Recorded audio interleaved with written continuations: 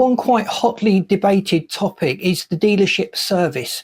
Should you take your car to a dealership to get it serviced? People often quote that you get your warranty upheld, that the dealers offer a better service, but is that really the case? Is going to a dealer the only option that you have? And let me know in the comments what you do. Do you always take your car to the dealer, and why do you do that? Is it just to get the stamp in the service book for when you come to sell the car, or do you feel you get a better quality service from the dealer? Let me know in the comments and we'll discuss this topic in detail. The thing about going to a dealer is they understand the manufacturer's recommendations for fluids, particularly the oil specifications. We're not just talking viscosity, there's a whole other layer of complexity when it comes to choosing oils for our car. And also the coolants that we use.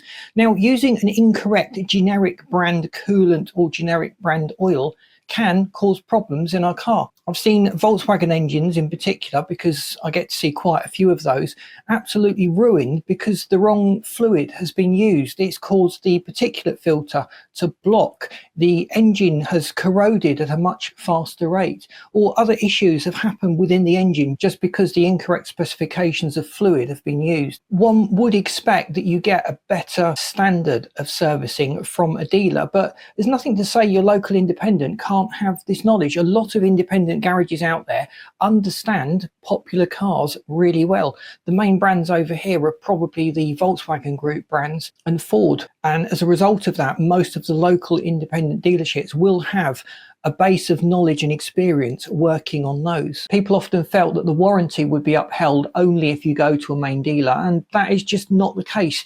Various countries have now enacted laws that mean that any reputable garage, and by reputable that can vary from having a VAT registration status to having some form of qualification or reaching a certain standard as defined by the motor organisation governing body in that particular location.